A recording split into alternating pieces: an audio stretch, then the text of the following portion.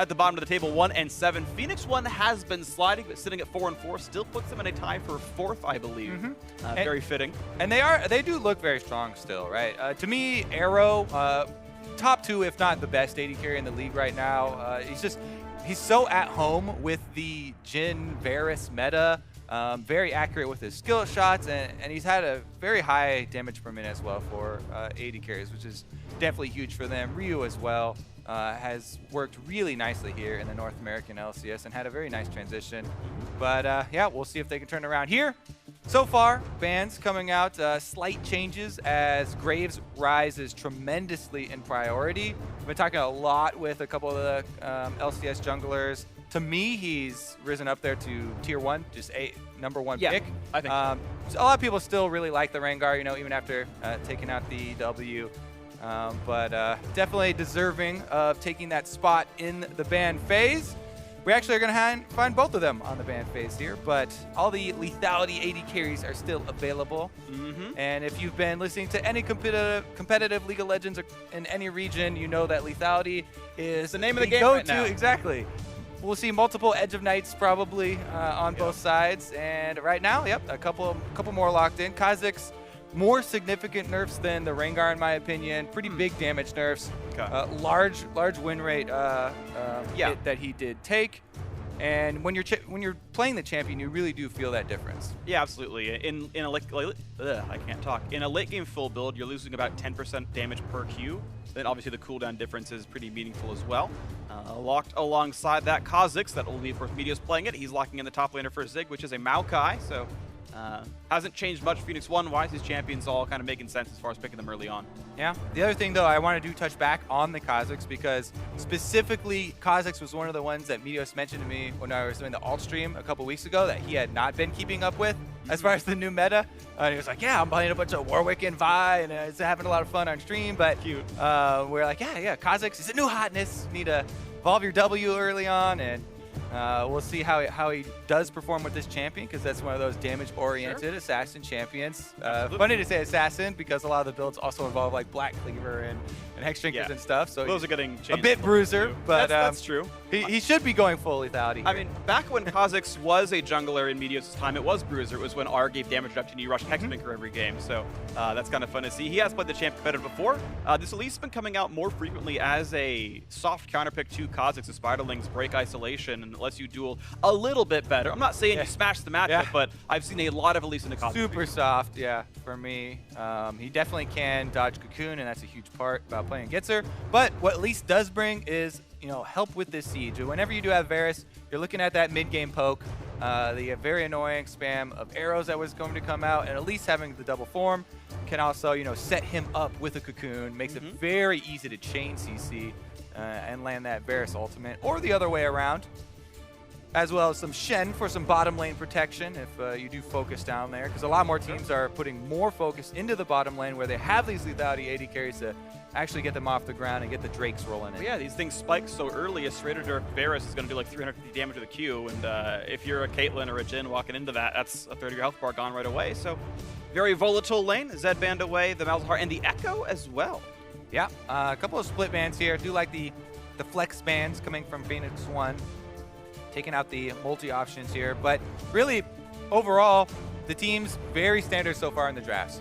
All the roles have been matched. The roles in the team fights have also pretty similarly been matched. Both of them going to have a decently sturdy front line. Team Envy, definitely big fans of having that extra versatility of the Shen top. Seraph, their big shot caller in the top lane, likes to go for the split push and likes to be in control of the extra stand united, the extra global here to create plays and be the one to start that off for the squad. Ryu here going to grab up the Corki, has had success on that, and it's definitely a great bully champion for him. This is one of the guys been tracking the positioning basically of mid laners in lane phase for a very long time, ever since Worlds. Yeah. And Ryu is one of the most forward-facing and forward-playing mid laners before 15 minutes. Huge amount of time spent across the halfway point of the map because he has been, he's aggressive in trades, he's aggressive in early on contesting CS, and Corki is one of the great champions for that.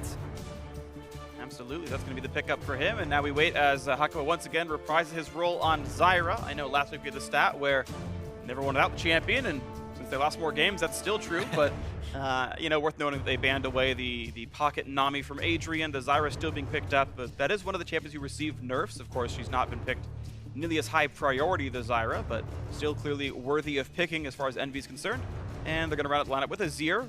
Has been seen as a counterpick to Corki and will show up again here doing that. Also setting up some decent siege here. We mentioned a little bit with just the Varus and Elise showing, but when you add in the Zyra for counter engage as well as Azir and the wall of soldiers, quite a decent amount of disengage here for Team Envy if they can get to the point which they have been, you know, towards that 30-minute mark.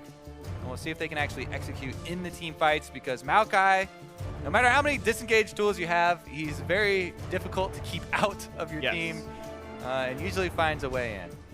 And we'll see if he can get in onto this lineup, because yes, the sieging and the poke is very, very powerful. A couple of single target skill shots for CC from Team Envy, and maybe Azir can knock them all away if they do get in. But yeah, it seems like it's about Jhin setting up and Maokai and Kha'Zix following through then, as everyone's rotated the champions, the swaps have gone through, and everyone's in their proper roles.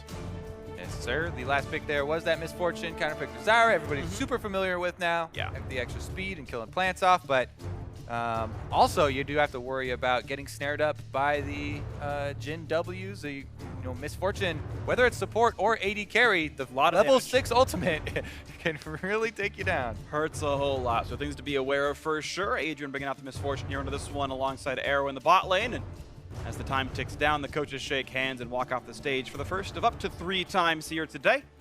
Best 3 to decide who can win this one. Phoenix1 sitting at 4-4. Team Envy sadly alone at 1-7, especially now that Team Dignitas has won. They are well behind the bottom, the other people in the bottom of the standings. So Envy have a lot of room to make up, but we'll see if week 5 ends up being the turning point for this squad.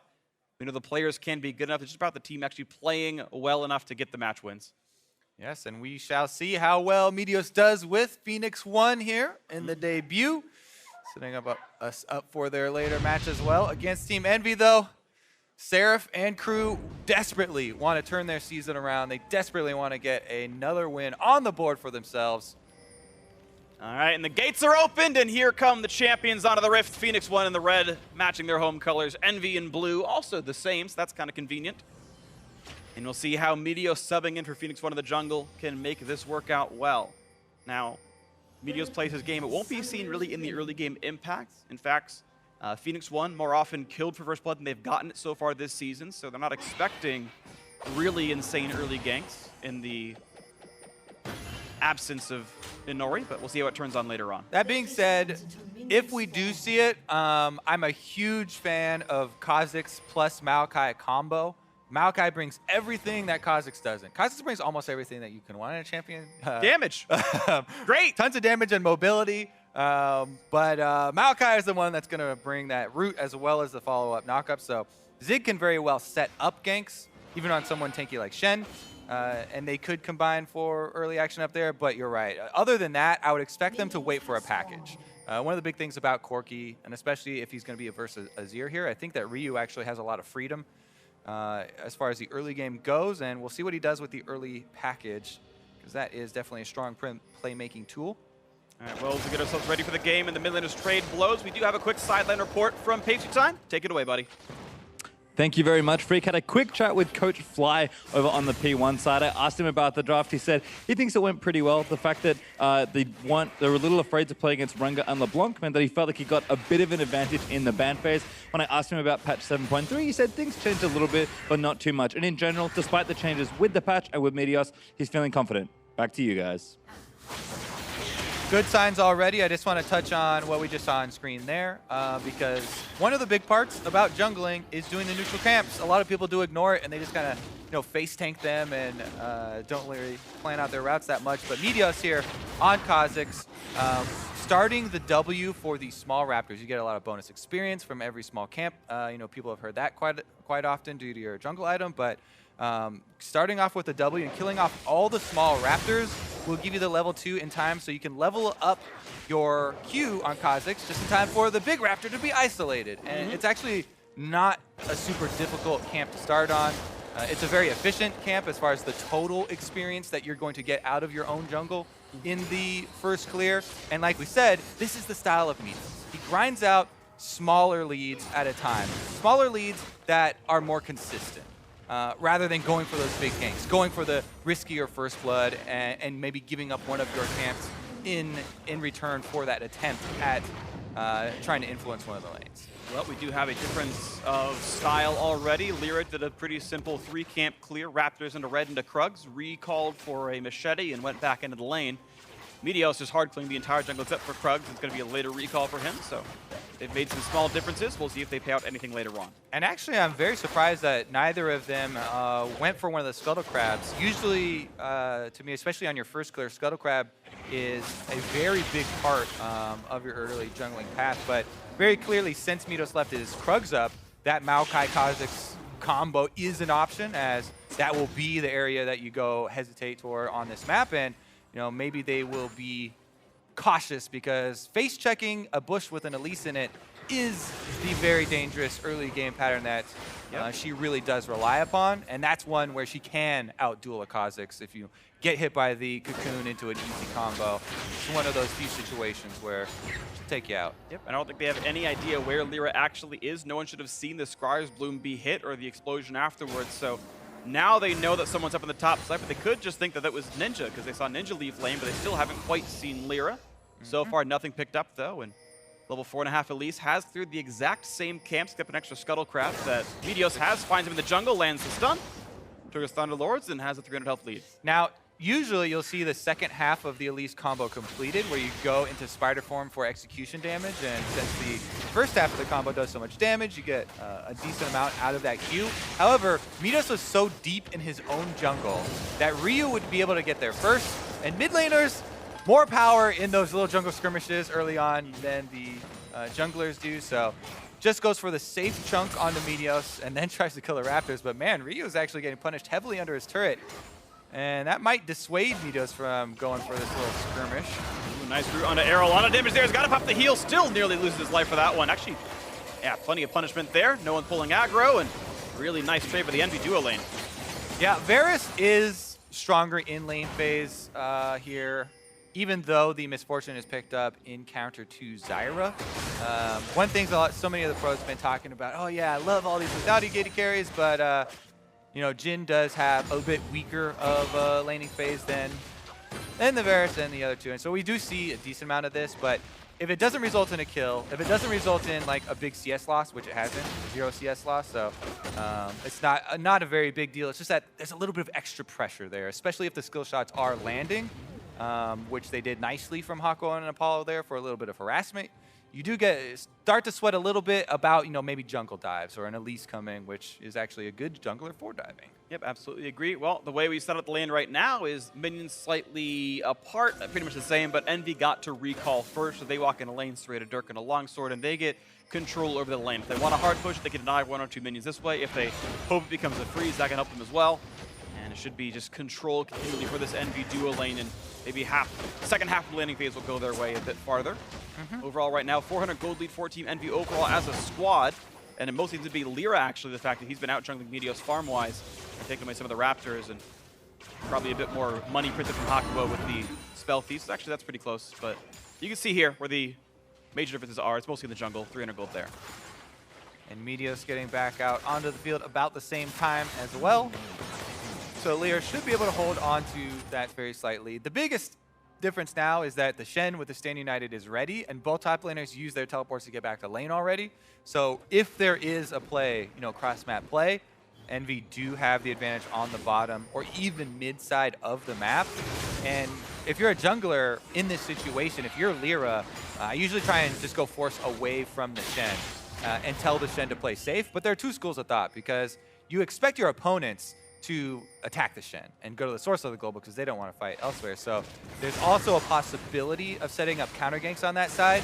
It's just a matter of knowing the personality of the jungler you're playing against, whether they're more likely to actually go attack the Shen, or if your bottom lane is getting pushed in like this. So we talk about the harassment when skill shots land. Yeah, absolutely. And that's really good by Hakuho. I mean, he's still playing a crap ton of Zyra. It's one of his best champions, and he's got the skill shot accuracy. Those roots have heavily punished P1. Adrian takes a bad recall, and Arrow is either going to be 1v3 under a turret or has to take a recall as well and lose an entire wave. And that's the thing. When you say bad recall, you're like, oh, it feels bad because you're going to miss out on minions. However, sometimes you have to take a bad recall or else you it's die. a bad first play. And then it's a worse play. First play. Yeah, exactly. And we already put, Elise, might be the best turret typing jungler. Currently, probably literally the I'm best. going to have to go with the best at the moment, so definitely wise back off there. And Wow. it's just going to result in a blue buff steal. Maybe trade here. Didn't check Blue back won't in. spawn for a while, It actually. was the recall path by LirA, so I do like the desync there. Maybe he'll get back in time so that Meteos can't go for the trade. And I've got to wonder how much of that is actually pre-planned. LirA saying, I want to kill my blue late on purpose so I can steal and not have it counteracted. I think it's pretty reliable that you can get an advantage in the bottom lane here, and there they go. So you see landing, Shen and Arrow, not even a chance to do this one now. Oh, there's the repel, the drop back, or they're going to walk away because the turret is low and that'll die next wave. Pretty much perfectly executed tower dive. Adrian's got to hide again, and looks like it'll be first blood and first turret for Envy. And this is, something that we talked about with Envy. They have been able to accrue early game leads, even up towards 20 minutes, mid-game as well. It's just that later on they lose focus. Right now, they're hyper-focused though, and I love how LirA sticking to the game plan, sticking to their comp. They're pushing bottom lane, they're landing skill shots, so it's a weak and easy turret dive for them to go with. Plus they have the Shen, basically carte blanche, right? You can do whatever you want on the bottom side. If stuff goes wrong, Ninja will show up. The Ninja, not necessarily the mid laner, but they do get the first turret plus the kills. First goal, first blood, first turret, everything here on the bottom side. So really good start for Team Envy. And we talked about, the different forms of long-range CC. Doesn't matter which one lands first, but there you go. They're able to easily chain them there, and there's nothing that Adrian can do to get out. Apollo set it up, and for the rest of there, it was all just completely. That's right. You give full credit to whoever lands the first CC. Yeah. Because everybody else is Apollo free. landed the Varus ultimate. You deserve the kill. Sadly, the assist was only what you got, and LirA took half the first blood turret gold. Really unlucky. Apollo got robbed. Honestly, though, this is looking very good for Envy, because what you want to do with this type of comp is start chaining this early gold momentum that you have. Varus will peak very early with just building straight lethality. You group them up with the Elise in range form, with the Zyra to protect him, and the Azir post level 6. This is a very, very potent siege comp. I like what P1 are doing, trying to get something back for themselves, because they know that wherever the Varus goes is going to be tough to deal with, and that is topside, but Meteos is going to be able to take this opportunity to store away this Infernal Drake for later in the game. If they can stall out this Envy snowball, then that will matter a lot. See this one right away. They go on to Apollo. Got a flash. Who's got to block those shots? One missed, one blocked, and second one blocked as well. Apollo still burning out Seraph's ultimate and burning out both of his summoners. It's a good rotation by P1 to make that happen. And maybe Seraph, the comeback comes through. actually, all he gets is the save and then has to teleport back. Yeah, a little slide here. as well. But there's no Infernal Dragon to kill anymore, so he'll probably get that cooldown back before it matters too much. But you see P1 desperately trying to match the lanes and not let Apollo and Hakuho outpush them too early on. That's a little bit of damage. Get some counter push here as well. Envy are going to have to do some shuffling, bring out the jungler to try and hold this one. Maokai now does have the teleport advantage, but because Seraph used his so early to try and get this lane shoving, it would definitely cost P1 if they really wanted to get a counterplay going on the other side. TP advantage, something you have to worry about, absolutely. We know the Maokai can be insanely tanky with Courage the Colossus, and no one's really got the damage to kill him this early on.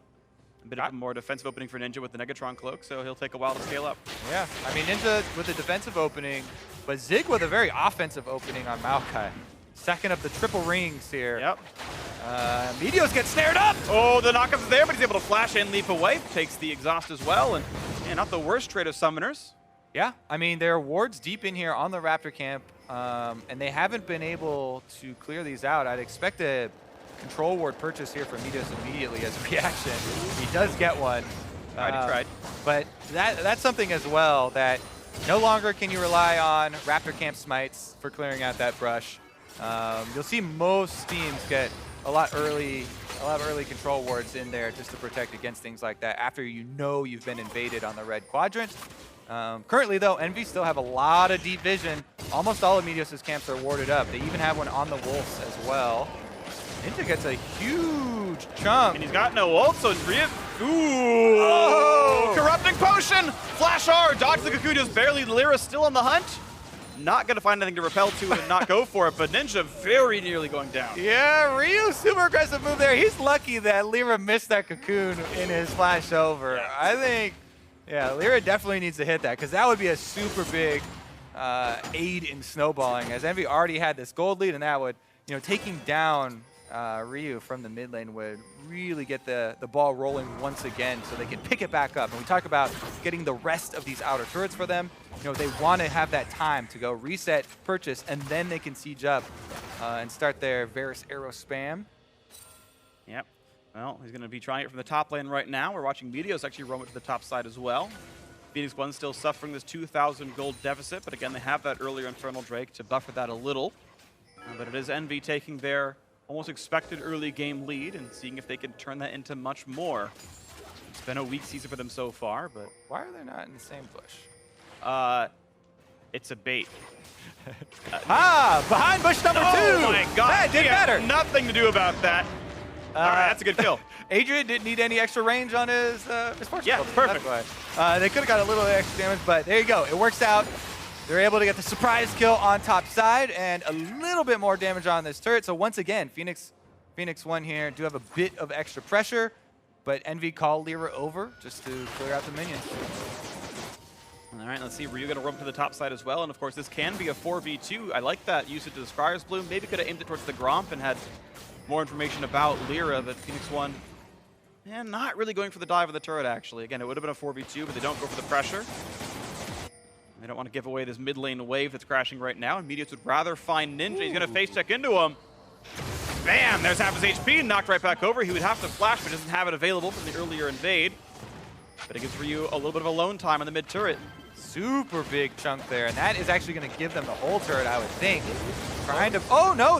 Ryu goes for the harassment instead. They don't focus the turret.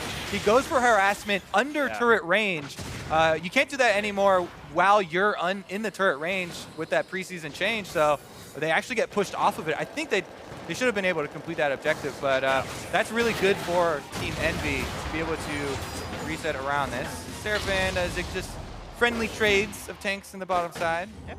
Zig getting a small but somewhat meaningful farm lead right now, actually. And considering that lane has been pretty much undisturbed for the entirety of the game, that's props to Zig for doing so well. I know when the season started, Phoenix1 was like, oh yeah, Ryu's really good, Arrow's really good, Inori was pretty good before. Zig, though, he's kind of a dead weight, like he's going to be the one that has to carry. That's harsh. That was the preseason prognosis though, right? Like if you come into that roster, you're like, okay, well Zig's the one who's got to fit in the backpack, but he's outlaning Seraph a little bit right now, and I think he's largely been very good this year. And to be honest, better than expectation, and that's a good thing for him. Also, Maokai is going to be a huge part about how Phoenix1 utilize their advantages, right?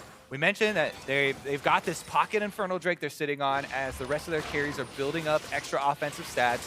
Maokai is the one who creates for this team.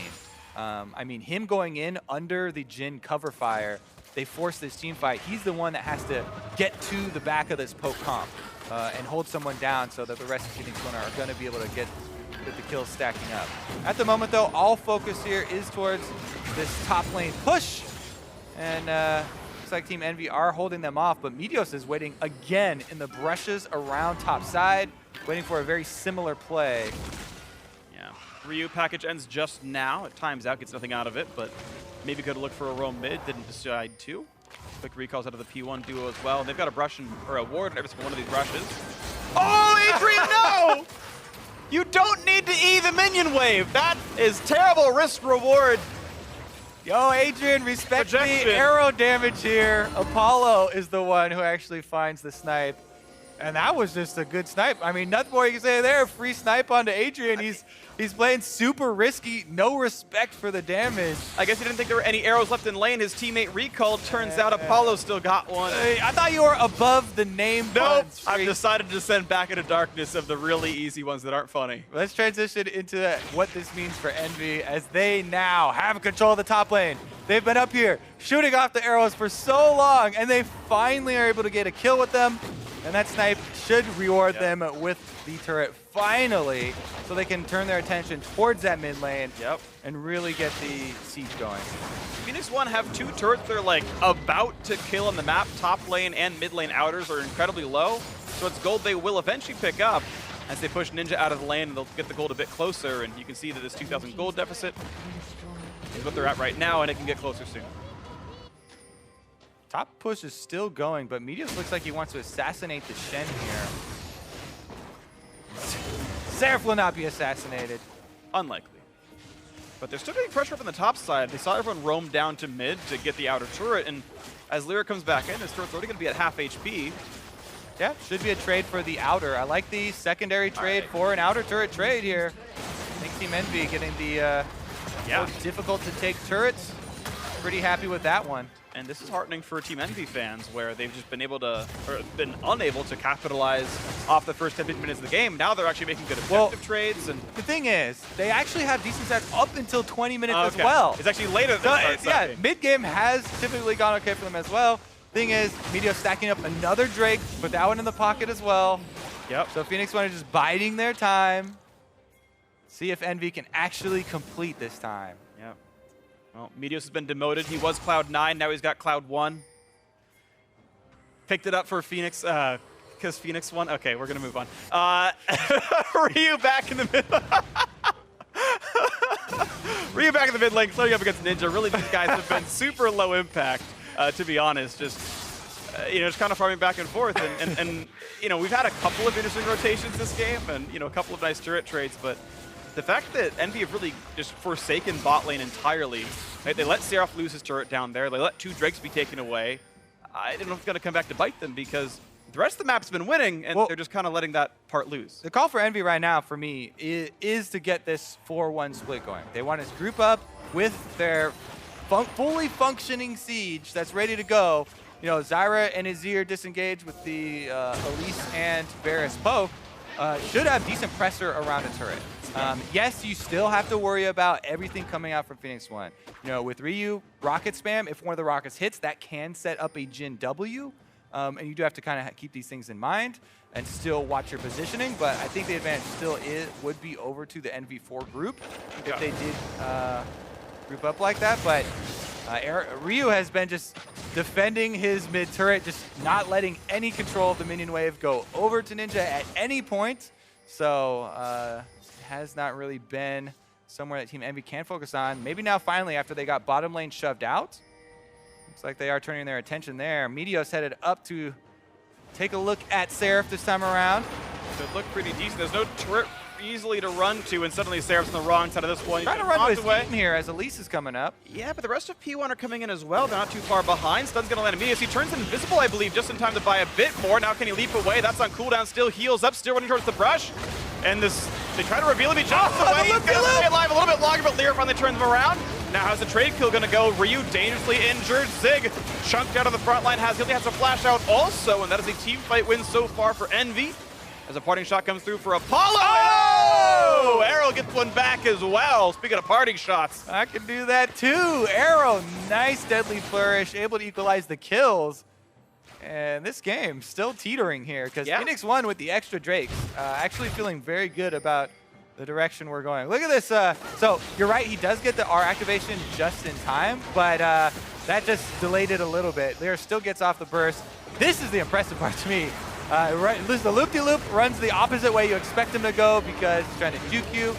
They do end up getting him anyway, but he bought a little bit of time, and it's enough time for Arrow to land a bunch of Jhin bullets onto Apollo, and then he follows it up here with the snipe. Barely. Hakuho does not, backtrack a little bit to try and walk in front of it. That's kind of bodyguard. Kind of hard reaction, I guess, to have, but he could have probably saved Apollo there if he had done the stutter step. Yeah. Apollo was looking for it. He tried to run towards Hakuho. He's like, please, bro, take this one for me. I'll get you next time, I promise. But that's just every Zyra player in a nutshell, right? They just want to be the carry. He's like, if you're dead, I get the minions. Yeah, it's all about me now. My KDA looks better than yours. And that's just every mage support ever. Ryu wanted to knock down this top lane outer. Not much of a trade in from Ninja on the mid side, actually. And looks like, yes, Ryu will actually equalize the turret score. So keeping the game pretty close. 1,300 only the deficit. Phoenix1 have clawed back in, and they still have those earlier Drakes.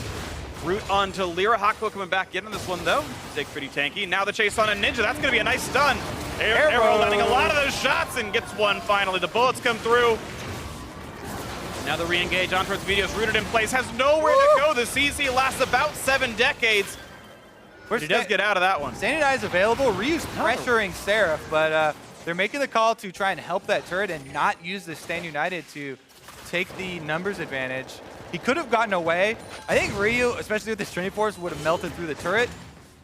Interesting to debate whether that call would be useful to actually go for that team fight. And if you think you can actually catch them if you Stand United in and trade that for a turret. But they make the call to save it, maybe for a later date where they don't have to give up a ton of turret pressure or something to a Trinity Force Corki that will probably take it down quickly. Yeah, they do have to react to this, and I want to see if Phoenix1 keeps playing the split push style. Ryu, as you mentioned the stats in the pregame, he's always very aggressive, always push past the mid line. I feel like I see Ryu split push more than almost any other mid laner as well. That guy is constantly looking for the individual advantages and the individual map pressure, and standing up to Corki is going to be hard. Again, he's a very good turret killer with that aforementioned Trinity Force. Hex Drinker makes him harder to kill by the Elise and the Azir that are most likely to square up against him at some point. And I feel like Ryu's in a very good place to take a lot of control over the mid game. Yeah, I'm a huge fan of early Hex Drinkers, especially when not only the mid laner and jungler are AP, but there is AP as well on Varus and Shen. Plus, you have a mage support, so tremendous amounts of magic damage he's facing. And the value of the shield early on Hex Drinker is actually just insane for the amount of gold it does cost. So definitely get a lot of bang for your buck on that early purchase. Speaking of bang for your buck, Ryu making me sad not getting Rapid Fire Cannon next. It's okay. I mean, it's also so good at killing turrets. Yeah. I really do think that, and there's some Corki players who do build that one after Triforce. I think over time people will learn that's the better build, but it also is decent when you're facing, one of these Envy comps that looks like they want to siege up and they have a lot of long range stuff. Anytime you get them extra long range on your Trinity Force one shot, like that's a huge chunk of life out of one of these squishy range members. Right, because you get the Triforce attack on it as well. Like it's just 600 damage from 800 range, and turns out it's pretty meaningful. But EnVyUs promoting himself, looking for a second Cloud Drake here in this game. And honestly, it's been 3 straight games of EnVyUs solo taking a Drake and no one even trying to stop him. And this feels like very strange. LirA slowed down. Final shot does come through, but he's tanky enough to walk away. Has gone for a tankier build on this Elise. Dead Man's Plate helping. Ninja Tabby as well, but Ryu survives through the chains from Apollo, and Phoenix1 is getting closer and closer in this game. Gold deficit now below 1,000, and again, triple Drakes. It is that worrying trend for Envy as you get closer and closer to that 30 minutes. Start giving up more and more, not using the early snowball to really push themselves past the maybe 3/4 way of the map, and Phoenix1 are really gaining control in PvE style here. As you mentioned, EnVyUs continually soloing out the Drakes, as well as the Fan of Wards now got pretty much the full river lit up, and they'll be able to see Envy as they start to get a little worried about the Baron area. Worth pointing out the gold lead right now for Team Envy. The 1,200 gold lead is almost exactly just LirA's advantage over EnVyUs. That's basically where the advantage lies. But EnVyUs has been effective without the gold and got the 3 Drakes. Yeah, exactly. Can't really complain. And that doesn't mean much. It's a little bit of extra health on an Elise. The Elise He's got a giant spell. Ooh. The Elise is a little bit more tanky now. That's not going to really change the team fight. Whereas Arrow going to come in as well. Ulti's up in about 20 seconds for Arrow, and he can maybe get a bit more done with that one. But Apollo lost his summoner heal off of the aggressive plays out of both Ryu and Adrian, so they are losing some map control. Next Drake up's going to be mounted. It'll be the last of the elemental Drakes this game. Nice little play. Adrian gets rid of one of the blast cones inside of the Envy jungle. Doesn't need it, just wants to get rid of some of the options. Worth doing that in your own games, by the way. EnVyUs handed a blue buff. Corki didn't want it. Never feels bad to get that kind of stuff. Edge of Night, of course, in the build. And we'll see if EnVyUs goes more damage or more tanky. I think they really only need frontline at this point, but really up to him. Yeah, I mean, he can go more Bruiser. As of right now, you feel super confident just with the Edge of Night shield and even reduced CC duration after that due to his Merc Treads. But I am a super big fan of Black Cleaver on Kha'Zix. Yeah. Adds a lot, the best of both worlds. Plus the extra cooldown reduction is huge for him. And the thing is, like we mentioned before, the full tank Elise here, the teamfight presence is way lower. Even though he may be up in gold, teamfight presence here from the Kha'Zix, being able to chunk one of these squishy backline members out is giant. Whereas Elise, she's gonna have to shine through picking somebody off with this high move speed, dead man's play. Getting a cocoon pick on somebody could have a big influence there if they're able to land one of those. Yeah, but you're right. I would rather just take the slightly poorer Meteos Kha'Zix than the slightly richer Elise just in a late game team fight. So, we'll see if it means much here for Team Envy as they're trying to hold on to their lead, but have been being chipped away at for the last 20 minutes straight. As well, Black Cleaver completed here on the support Misfortune, which is giant. Level 11 plus Black Cleaver. This is a great spike for Adrian. If he can position well enough to get a couple members in that Misfortune ultimate, that almost instantly shreds. The damage applications come through so quickly that that sets up your double lethality users to just go wild here in the Kha'Zix and Jhin. Well, I mean, percent armor shred scales positively with lethality. It makes the build even better than it already was in this kind of sense. And here they go, circling in a little bit. All right, look at that, Adrian cutting back and forth. Mid lane outer does go down, and Envy have got the pressure lead back. But, of course, traded up, and it's a better trade. Phoenix1 gets top lane tier 2 for mid lane outer. It's a better turret to kill, and, well, Phoenix1 getting more gold out of the trade. Gold now within 300 here. And it's unfortunate, the same story it always was, where Team Envy looked good for the first 20, and then, well, they never got any trait control, and they kept getting chipped away. Yep. Unlucky. The extra movement speed, along with the deep vision that Phoenix1 have, should be able to set him up. Nice juke away by Ninja. Takes 2 shots, gets out. Now here comes the push towards the front. LirA takes a shield, is very durable. Will there be a team fight? Teleport coming in for Zig. Does he want it? Does he cancel? He's going to stay with the team. Wants to make sure they don't get re-engaged upon. The question is, where can the teams go from here? There's a new minion wave in the mid lane. Envy can walk up that one, and there's some decent poke on P1. Maybe they get some turret damage out of it, but they would rather play into the jungle. Yeah. And get to reset. They still have to be worried because, while, not only the gold has been equalizing for Phoenix1, but also the vision coverage. Oh. He's still dead to leap. Oh, he gets away for a little bit. We'll just give him a crack. Fix that with a flash. There we go. Got him with a flash. All right, trade of summoners. Meteos gets a solo kill. His first kill of the game. His first kill on Phoenix1. And now wants into Apollo as well. But rooted in the turret, maybe a bit more than he wanted. Someone arrow comes in too late, and I don't think it would have meant anything anyway. 1 for 1, missing a jungler, maybe unfortunate, but they can press down the mid-constructed turret and look for a bit more. All right, Seraph does not have Stand United, but he does have Teleport. He's going to come in on the front lines and stop their losses at just an Azir turret going down. The 1 for 1 trade, not too bad for Team Envy. But as I was saying before that, the vision that Phoenix1, the vision advantage is more important to me than even the small gold difference that they've been catching up here, as that was one of the things that set up this play where Meteos had this brush control, was able to get off this surprise play until he went for a turret dive.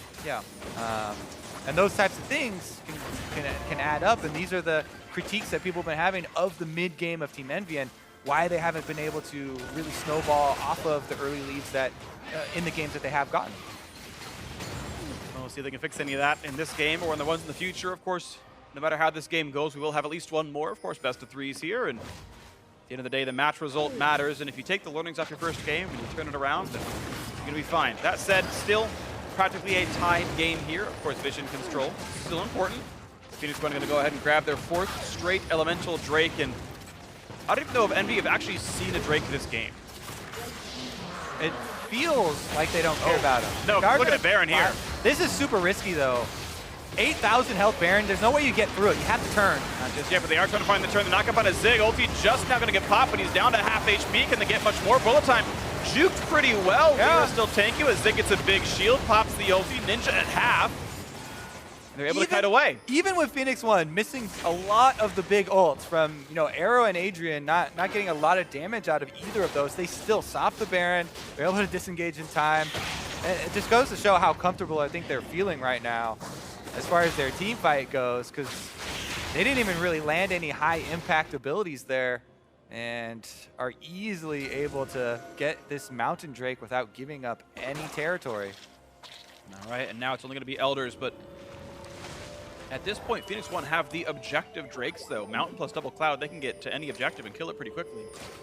They definitely have a lot of control of this game. There's only 2 outer turrets left standing here, secondary turrets for Team Envy. They don't have a whole bunch of defensive vision, and once this locket gets completed on Maokai that Zig is building, their team fight just goes insane. He's already incredibly tanky on the front line. He's going to be a level 18 locket activation, by the way, so the maximum shield out of that thing, which scales very nicely with the levels, and they're actually just going to use it to tank up the Baron and force a fight. They're forcing out the Shen. Shen's far away. He should have ulti available, so we'll see if the fight can actually start here and go well for Team Envy. Looking for this one. Burning it! And a Baron! And it's going to be picked up by Meteos. He lands the smite. LirA didn't hit it in time. How about the kills? Well, Meteos has gone down. 1 for 0 Envy. Looking for Zig in the front line, does have flash, not going to pop it yet, wants to bait him through, jumps in, and the re-engage comes through, but Adrian has died. 2 for 1, 3 for 1 so far. Zig's got to run, Arrow, the other one alive here, and that's a team fight victory for Envy. They've got to make something work off of this Baron take, though. Yeah, I mean, I thought Phoenix1 were going to fully disengage after that and just sacrifice Meteos and give him up there, but they stick around, give over a couple extra kills. Ryu goes into the pit to trade lives with the Azir, and Adrian gets sniped as well, so even though Baron going over and Meteos lands the panic smite right there, I believe it was the smite, maybe Q also was able to aid him in it, but even with landing that, Team Envy are pretty happy about getting a couple kills. It's still definitely an advantage for Phoenix1, but it could have been bigger. This could be scary, repels into the air, and suddenly Arrow can no longer tank a bunch of Zyra plants, so I guess a trade of ultimates, not the worst thing in the world. But really, Envy, off of the 3-1 team fight, only get a couple of minions and a reset. Yeah, let's take another look, because we've talked to Meteos for years, and he absolutely hates going for smites like this, where the enemy team's half inside the Baron pit. You have to, panic smite it, like, expect a lot of damage. He does not like going for those, so I don't know what the comms were like in this Phoenix1 little Baron here, but they also, after even winning that smite fights, yeah, go in for the trade there inside the Baron pit and kind of opt in that one. Regardless, they still have Baron buffs left on 2 members, so they can use this to push. Still, I would say an advantage for them if they're able to get decent usage out of this Baron buff and push up, but not the ideal scenario they were hoping for when they started that play.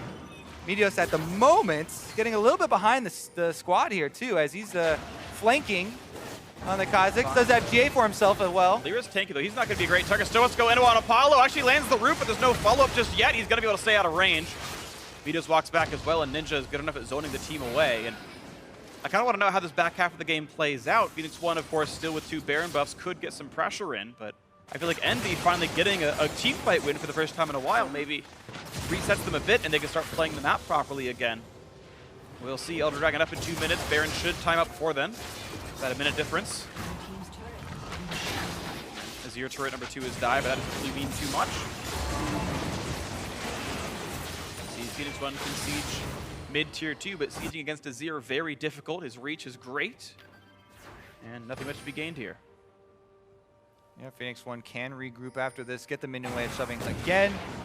Maokai does have teleport. He's ready to team fight over and over and over. That's all Zig really wants at this moment, so keep your eyes out for these deeper wards from Phoenix1. There's a couple in the jungle right now. As they're trying to control the waves, there are 2 sides where Zig could teleport to flank in from. And if he comes in from the backside, Meteos is also trying to find his way into these brushes. Even though they have the Zyra and the Azir that we talked about for counter engage, if the Maokai's coming from one angle, the rest of the squad's from the other, it makes it really difficult. So you can't really allow yourself to get pinched with this kind of squishy backline, and that's what Phoenix1 are looking to do. We'll see if they can pinch that squishy backline after all. Seraph, of course, will need to play the split push game himself. Titanic Hydra and a Sunfire Cape, about as good as that's going to get for minion killing, and has once again grown his minion lead over Zig, so that's flipped a bit. Still want to see if Seraph portal comes through. I think it's great on Shen. We'll see if he does it. But maybe Envy can split push the way to victory if those engagements ever do come through. Right now, Phoenix1 just sharing amongst their 3 marksmen all the farm in the mid lane. let Cleaver into, interestingly, Edge of Night, not Executioner's Calling coming out from Adrian. Oftentimes you do see the Last Whisper upgrades come through for support Misfortune. Something is wrong, Phreak, when the supports are building lethality. I mean, to be fair, Misfortune is barely a support. Like she's a conventional marksman who happens to build a Sightstone. That's a fair point, but Ryu gets caught! They got the pick they want!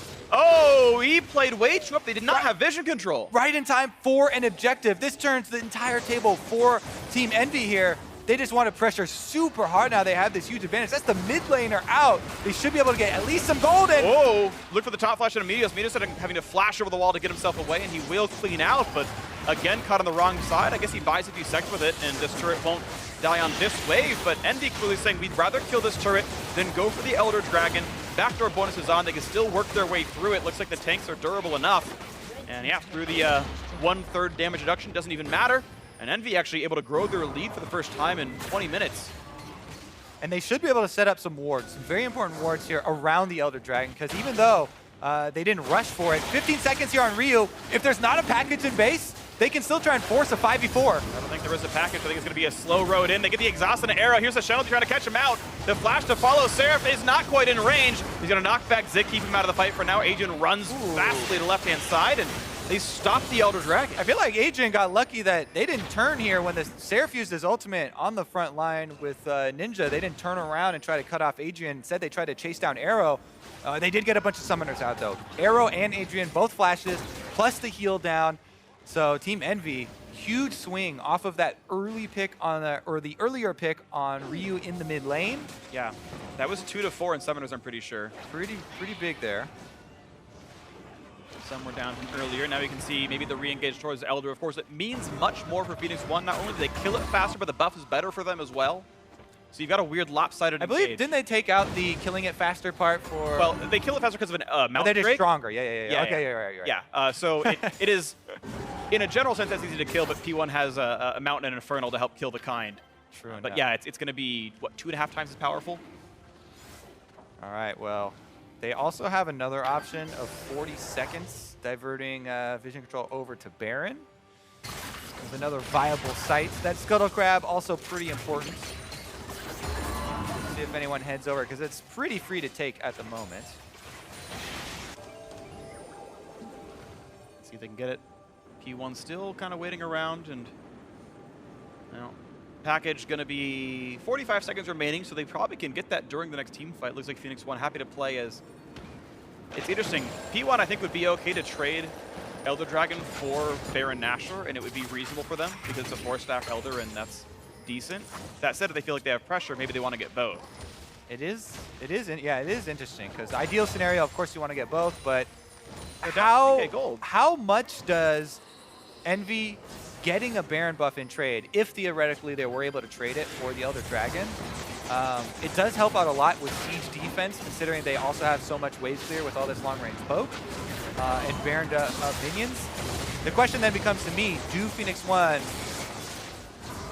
want to make the call to go for a turret dive if they were able to secure an Elder Dragon? Is that extra damage enough for them to say, hey, Zig, you're the tankiest that a Maokai can be almost. You're almost an incredibly full build here. Yep. And just pull the trigger. At the moment, though, Meteos trying to solo another one. This one's quite a bit bigger and dealing some damage to him. Hurts him a bit, but he's doing okay so far. Envy wanting to engage for this one. Dig very far, but look at that teleport. He could go into the mid lane right behind him. Okay, right now it's just minion and ward clears, and the Dragon's going to reset. Actually traded Scuttle Crab right there as well. Yeah, Envy gets Scuttle, which is actually pretty nice. No sneaks allowed for a full minute, but of course P1 getting the top Scuttle about 40 seconds ago means they can know all about Baron sneaks. LirA with the sweeper makes sure that, otherwise it's pretty much dark in this pit, so when Scuttle despawns in 10 seconds, that area is dark for P1. There's like one in the top brush and one like in the jungle, but as far as actual Baron sneaks, you need to put real wards down. When I correct myself from earlier, I believe the Elder Dragon would be 5 times as powerful for P1. So lots of true damage would come through if they managed to grab that. It means any of the Jhin or Corki poke would be super painful, and it would be almost nothing for Envy on a comparable scale. Full armor pen build through for Arrow, 3 lethality items plus the Mortal Reminder. And And we'll see if he goes for an Infinity Edge or Rapid Fire Cannon last to add some attack damage power. And here we go. The push is on. P1 did not really have wards from before, and the last few got swept out. Zig's basing. There's the teleport. He's coming in, but it's at 4,000. 4K HP. Here comes the Jhin. Here comes the TP flank as well. Zig, who's he going to find? Doesn't look for Seraph. Doesn't look for Ninja just yet. Here's the taunt in, but that makes Maokai is very, very tanky. Starting to get burned down. Guardian Angel is available. Bullet time only really hits Seraph, but Chunks him a bit injured, and that's GA down. Lots of roots come through. Meteos caught up from the ulti. He's going to get bursted out with this one. Guardian Angel dropped. LirA getting the shield. Can they kill him in time? And no, yes! They're all coming back up. Bit of a 1-for-1. Guardian Angel for a kill. The snipe almost landed. I think Apollo actually flashed after he let go of the Q, so mechanical misplay there. Oops. I think that both Meteos and LirA's GAs were also popped in addition to the 2 tanks. Yes. So we got a bunch of those out of the way. Seraph doesn't even have one, so we just never got Teleport that back here for Seraph, though. They're going to continue to force it. Can Meteos go for a steal? And it's a 5v4, and Seraph could actually turn into a fight if he wanted to. Misses the taunt onto Arrow, gets a slow. They're looking to have to get off the kill onto Jhin. Exhaust on to buy some time. Turning one around, but that's going to be Baron Nashor at 2k HP. Oh! They can't quite get it, though. This time secured by LirA, but Envy now have all the tools they need to really push this game open. 4v3 on the map plus a Baron. Huge wave top. Phoenix1 should... Oh! And he Arrow got another one! Arrow trying desperately to keep his team in the game. Next thing that they should rush to is clear out that big minion wave on top. They don't want to let Envy go buff up that wave with Baron buffs, because that would be a huge push for them. The problem is that drives you away from the Elder Dragon, which is also an area that Team Envy want to set up for Vision, because that might be the next site of the fight here. But here's the miss for Seraph. Doesn't matter a tremendous amount. Meteos goes for the assassination Hakuho, but Baron will get picked up in the end. Even though he does get in here for the attempt. 900, oh man, he almost got it, yeah. Well, LirA seemed to combine his damage pretty cleanly. There wasn't a lot of time to land that smite in between the bursts, so. And then of course that was really nice. Yeah, when combining your damage, you usually want to get your spell animation going first, Q then smite, because your smite is very obviously instant. And almost all of the spells, will have at least some animation. So be careful comboing, smiting first, then using the ability, because that's where most of those steals come from, and then you get blamed for, oh, you're Kha'Zix with isolation damage. How come you didn't? It's really interesting to kind of think about on a very micro level. We'll talk about that afterwards, because there's a fight for Elder Dragon coming up. Here we go. 5,000 gold apart. Baron buff on 3 of Team Envy. So let's quickly review the problem that Phoenix1 had in their last team fight, though. It was Zig teleporting in and going in, but no damage near them. So Team Envy got a good second of pure DPS on Zig, which even though Maokai in stand-up 1v1 with Shen is a bit more tanky, there's no DPS on the Shen. So they got a huge lead as far as tank health went. And so when they're racing through the Guardian Angels and the 2 health bars of the different tanks, there was a very big early lead where Envy got DPS time onto Zig with no return DPS. A lot of that was due to Hakuho zoning with the Zyra, and maybe a bit too much respect from Phoenix1 in that respect, but either way, that was the desync in that team fight, and Phoenix1 need to be in there at the same time if they want the next one to go a different way. Let's see what comes in next on this one. Seraph happy to tank Brockus, doesn't even take damage for this. And it's Envy sieging with the Baron buff. How much can they grab? They don't want to fight for Elder Dragon. It's a desynced objective. Instead, it's mid lane inhibitor turret to take some damage. Apollo has a red buff, applies the debuff. Now comes the re-engage. LirA taking a lot from the bullet time. You can see fair bit coming out of the misfortune. Ryu chunked out to 1/3 though. And out go the tanks. Meteos knows better than to really dive into this one and won't find much more, but that is a reprieve gain for Phoenix1. Yeah, so this time around, Phoenix1 were able to gain the health advantage on tanks, but Apollo sniping the backline took out a lot of the confidence of Ryu, taking some health down, as well as Meteos. So taking a lot of the threat out, and here they go. Looking for the play. It's going to be actually pretty outplayed by P1. They get away from most of the knockbacks, but now Zig locked up in the front line. Too much damage coming through. Azir does 1.5 million, and Seraph somehow gets killed on his lane opponent. Seraph to hold to the front line, and Phoenix1 can't get anything done. The front line too beefy.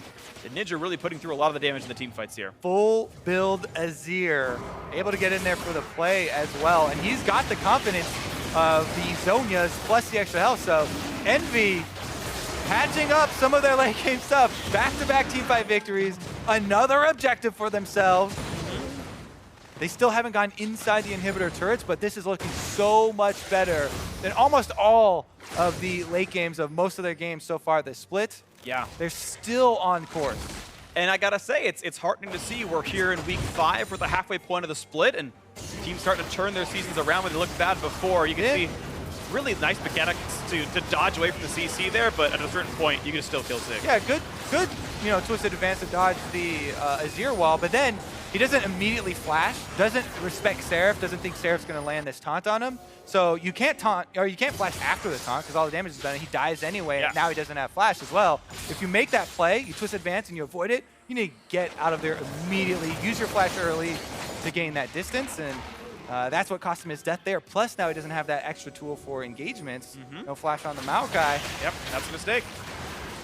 If you're willing to flash, do it before you take all your damage, and unfortunately not the play he made there. So 7,000 gold lead, Elder Dragon up onto 5, and Team EnVy looking to finally crack the inhibitor wall. They got the early game lead. They let it slip for a little while, but they finally came back in the end game. And we're going to keep that going. 6 outer turrets all gone now. Yeah, and that game plan we keep talking about with the siege for this squad is what they're finally returning to here. And they're able to finally push this up to the inhibitor turrets. This mid inhibitor turret is so low.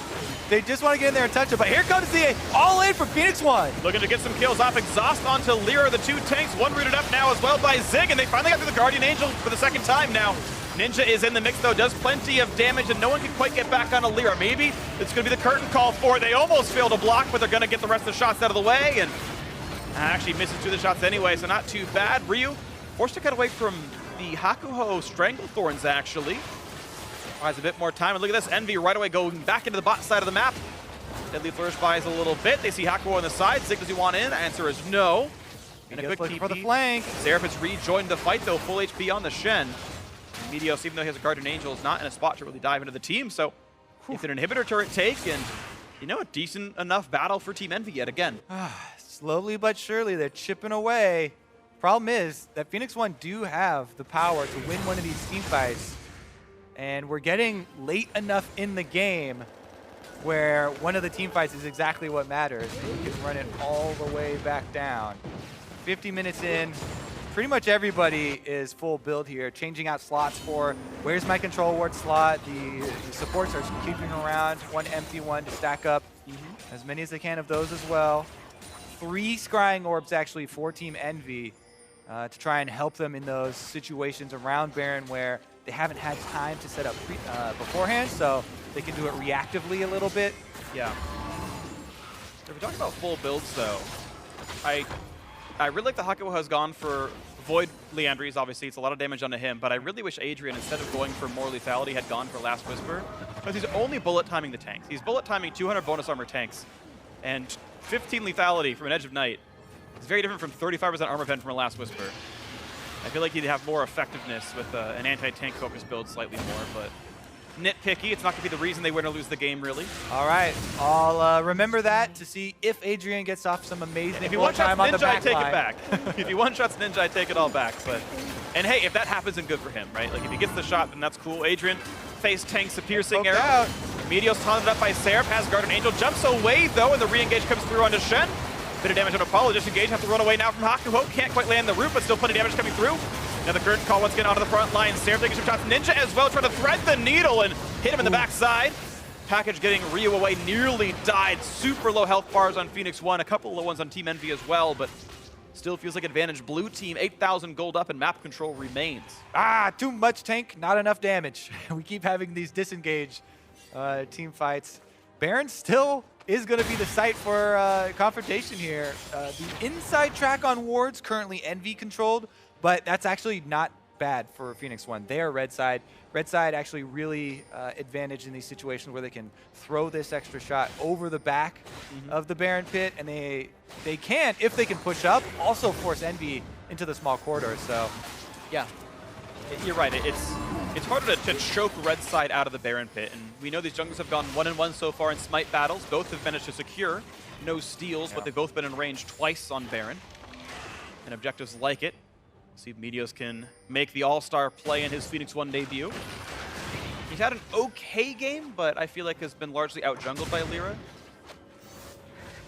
I mean, if you focus on the PvE aspects, he had a heavy focus on the Drakes. He also did get a couple of those wraparound ganks on top side. So, you know, definitely some influence for both of them. As of right now, if he gets this Baron sneaky, then that would be a game-changing play. The rest of the team, of course, showing on mid lane. Maybe they don't think of it, but you can see them walking over. LirA's like, wait a second, they're on this. Adrian chunked down a half as well from the poke. He's got a respect piercing arrow from Apollo. And he barely gives him it. Is he getting caught up on the outside? I don't know if they want to all in on it, though. He's getting chunked down, half health. Yeah, he's already used Locker for this. Wow, actually blocked up by an Azir soldier? I didn't know that even existed, but he couldn't run away, and I'm pretty sure that was from Arise. Today I learned, I guess. But Vig's going to have to recall and TP back into this, maybe. As Seraph is split pushing in the bot lane pretty nicely. Inhibitor goes down. First inhibitor of the game. Team EnVy get that. Now they're onto the Baron yet again. They know they've got the map pressure. They can force a TP out of Zig. You're going to see both top laners showing up. Now Hakuho hit by the deadly flourish. Here comes the attempted steal Meteos. They do have wards. Zig's in the front line. Taunt not going to land. He's going to get a root though. Seraph holds the front line. A Baron's going to regen. The minions are going to kill a Nexus turret if left unattended. So EnVy don't have to force that Baron. I like the call to back off and just call Phoenix1 bluff here because the minions are doing a lot of work for them inside the base, and they can just return to this. And not only that, they have an inherent TP advantage. If you trade summoner TP for summoner TP, Seraph can still stand united in, and now Zig has to walk. And as we all know, trees don't move very fast, so it's going to be hard for him to show up in time. And there are some subtle things that lead us for Team EnVy right now, retaining this 8,000 gold lead, which, okay, at this point we can ignore because the builds are full, but at this point I feel like they are winning on the map, and they have the tools to close this out. Now it's more about, who has their Guardian Angel passives ready? Who has the extra control ward down before the fight starts to set up the pick? And currently, all 4 Guardian Angels active, so we may have another scenario where we're burning through the front line, trying to just race through tank health and get to the earlier activations of those. Phoenix1 have actually managed to add a bit more tank killing to their lineup, though. Both of their actual farming marksmen have 50% crit with Infinite Edge in their build, so exactly. The autos do matter quite a bit now. I really do encourage the late game transfer of these lethality builds, which are super insane for early and mid game, over to the crit multipliers when we do get to these 50-minute plus games for those guys. 600 damage crits on Super Minions out of Corki, but here we go. Once again, the attempt on to Baron Nashor. Ryu is... Good shots here from Apollo again, finding Adrian.